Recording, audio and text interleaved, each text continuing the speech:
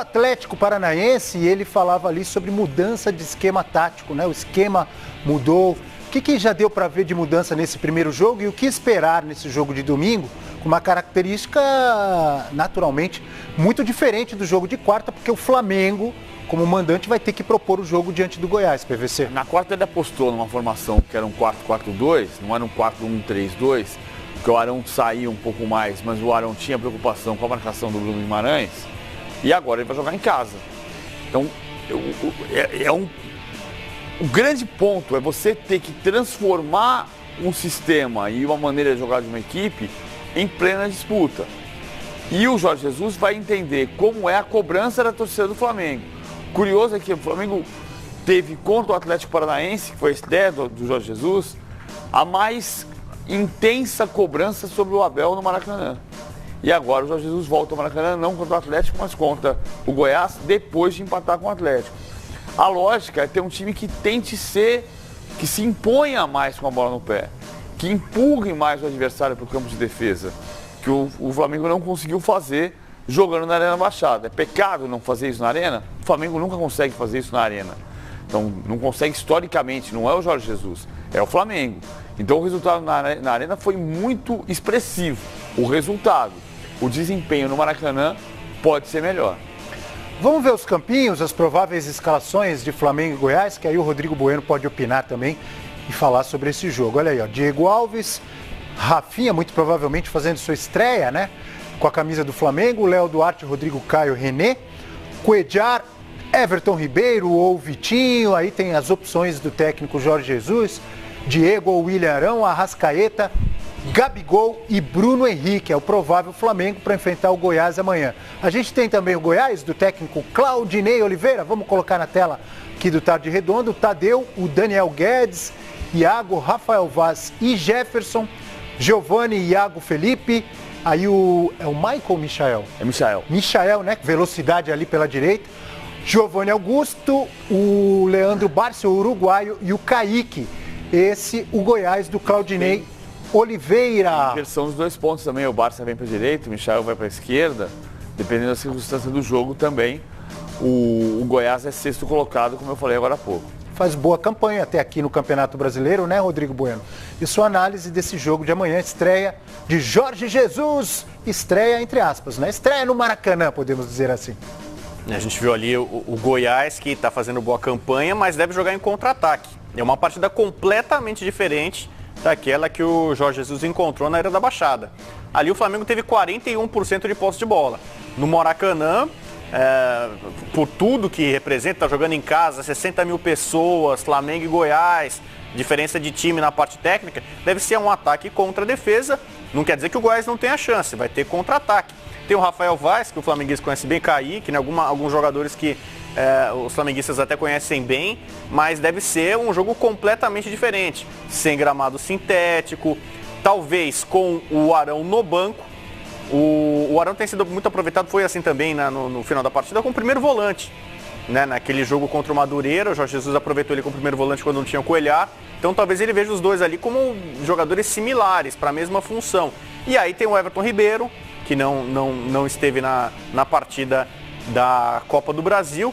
Tem agora ele para tomar a vaga que seria do Vitinho. Muita gente questionando se o Vitinho deveria sair. Eu acho que nesse caso, acho que até vai acabar saindo. E o Rafinha, sobretudo, vai também, assim como o Jesus, ser apresentado de fato para a torcida. E ele eleva o patamar dessa lateral direita. Esse sim, um lateral que tem poder de marcação, versatilidade, e quando chega à frente, chega com qualidade.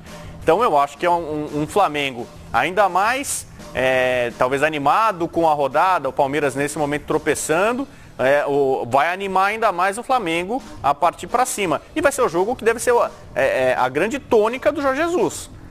Linha de defesa adiantada, jogando no campo do adversário, se possível fazendo marcação alta, um time mais agressivo, mais ofensivo do que o do Abel, mais corajoso.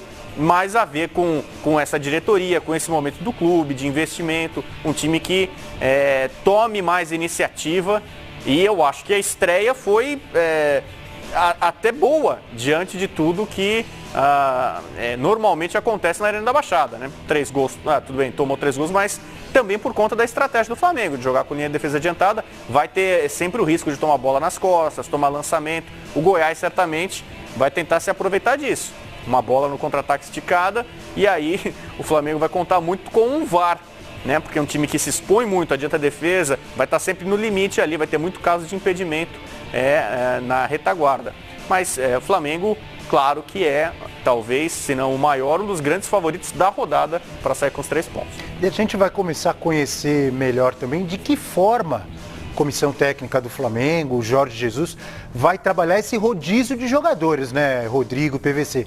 A gente colocou na tela aqui do Tarde Redonda uma provável escalação do Flamengo, mas é sempre bom lembrar, todo mundo sabe, que no meio de semana o Flamengo já tem um jogo importante, o jogo de volta jogando em casa, dessa vez, né, contra o Atlético Paranaense, e aí depois no final de semana volta a jogar, se não me engano, diante do Corinthians, e já viaja para o Equador para a partida contra o Emelec na outra quarta-feira, quer dizer, o Flamengo, ele contratou muito, já a gente vai falar também das chegadas do Gerson, do Pablo Mari, ele contratou muito, ele está querendo reforçar o seu elenco exatamente para fazer esse rodízio de jogadores. Então amanhã a gente vai começar a ver até que ponto ele vai rodar. Será que ele vai mudar todo mundo? Vai trocar também a dupla de zaga? Né? Ou vai fazer uma mescla, só 5 titulares? Enfim, o que você espera? Pelo menos o futebol europeu, esse tipo de rodízio, ele começou antes de chegar aqui, né? Mas eu não sei até que ponto o Jorge Jesus trabalha isso. Ele tem rodízio, mas ele não roda o time inteiro. O Benfica não rodava o time inteiro. Também tem uma coisa de você pegar o Jorge Jesus, campeão português em 14, na temporada 14 e 15, caiu na fase de grupos da Liga dos Campeões. Ele tinha mais esse tipo de preocupação de rodízio quando estava na Liga Europa. Então, aí você tem níveis diferentes de adversário também. Eu acho que ele vai fazer um rodízio, não vai mudar o time inteiro. Mas a preocupação, por isso que eu acho que é importante você ter o histórico do clube. Você chegar no clube e ter a história do campeonato do ano passado, por exemplo, que na minha opinião, e não precisa ser igual à opinião do Jorge Jesus, o Flamengo começou a se complicar e perdeu a liderança quando começou a ter um time básico repetido sistematicamente. Não foi em todos os jogos, mas em muitos dos 18 jogos depois da Copa do Mundo, o Flamengo repetiu a formação, repetiu a base. E isso custou caro. Ele pode entender que não é esse o problema, ele pode pensar diferente e escalar o time inteiro titular. Mas tem um ponto do Flamengo que não depende do técnico, que depende da compreensão da torcida. E por isso é muito importante a torcida estar recebendo tão bem o Jorge Jesus. Porque, por exemplo, se amanhã, antes do jogo começar, tiver uma frustração da expectativa, porque eles escalam um time inteiro reserva, por exemplo, a torcida hoje está num tom de compreensão com o Jorge Jesus. E isso ajuda muito o clube. Aliás, foi um motivo também de atrito do Abel Braga com a diretoria, quando ele queria escalar um time reserva, diante do Fortaleza, se não me engano. Que foi na semana que ele caiu, porque o jogo contra o Fortaleza acabou sendo o jogo do Marcelo Salles como técnico, porque o Abel pediu demissão na quarta-feira. Mas o fato é que, quando houve essa cobrança da diretoria para escalar o time titular e o Abel queria escalar os reservas, já era um final de história, porque a pressão já estava muito acima do tom. E o Flamengo precisa mudar esse tom. O Flamengo precisa ter uma angústia menor em busca do título nacional ou internacional que virá. Não pode ser essa obsessão. O Flamengo que às vezes atrapalha, né? O Flamengo tem que ter ambição dos títulos, mas a obsessão atrapalha. Bom, e para ir em busca desses títulos, o Flamengo continua se reforçando e a gente vai acompanhar agora o que disseram os mais novos contratados, o Pablo Mari, espanhol, e o Gerson, falando na TV Fla, na TV do Flamengo, olha aí. Realização de insônia, muito feliz, vejo a hora de entrar em campo já com esse manto e vamos que vamos. Tá muito feliz aí de estar vestindo essa camisa, para jogar no Maracanã lotado? Como eu falei quando eu estava voltando na Itália, né? É um sonho de todos os jogadores, que o Papai do Céu abençoe e eu estou tendo a oportunidade de colocar esse manto. Valeu, seja bem-vindo aí. Obrigado, tamo junto. Agradecer la bienvenida a todos los aficionados que me han dado por las redes sociales. Ha sido todo un placer poder venir a jugar al Flamengo y la verdad que lo voy a dar todo por esta camiseta y por este equipo para poder ganar muchos títulos. Deportivamente creo que es algo muy grande para mí poder jugar aquí, es uno de los mejores clubes del mundo y como ya he dicho voy a darlo todo por este equipo. Rodrigo Bueno, primeiro sobre o Gerson. Na sua visão, como chega, que status chega ao Gerson? Obviamente um dos pedidos do Jorge Jesus. Chega com força para ser titular ou vai ter que esperar um pouco? Tem aquela coisa do jogador que foi para a Europa e volta, se não me engano, 2 anos na Europa, né? Roma, Fiorentina, quer dizer, não arrebentou do jeito que se esperava na Europa, mas de qualquer maneira um jogador muito jovem, com muito potencial, todo mundo viu isso quando ele começou no Fluminense. De que forma você analisa essa volta dele ao Flamengo? Ao Brasil, jogando no Flamengo? Ele chega a princípio para compor elenco, para ficar no banco de reservas, porque a concorrência é muito grande. É um jogador de talento, de potencial, né? Que chamou a atenção da Roma logo cedo, saiu já por um bom valor. O Flamengo também pagou um bom valor por ele, mas a princípio ele vai ficar no banco de reservas. Eu não sei, Arrascaeta, que foi uma contratação também muito vultosa, Everton Ribeiro, Diego, é muita gente boa, talentosa para brigar por posições do meio para frente.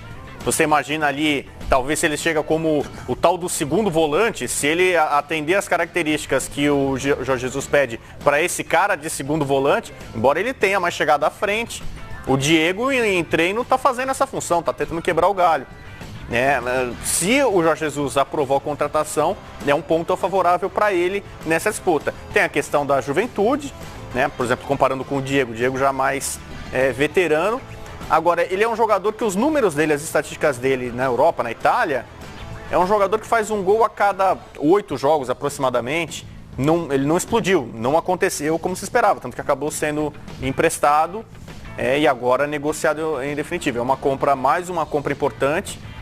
Se você pegar das principais contratações da história do futebol brasileiro em termos de valores, o Flamengo já tem 4 aí, certamente top 10, né? Então, faz parte desse plano do Flamengo de montar um elenco poderoso. Jorge Jesus, especialmente do meio para frente agora, não pode reclamar de falta de opções. Talvez agora o que está faltando seria o centroavante. Dizem que o Flamengo ainda vai fazer mais 2 contratações.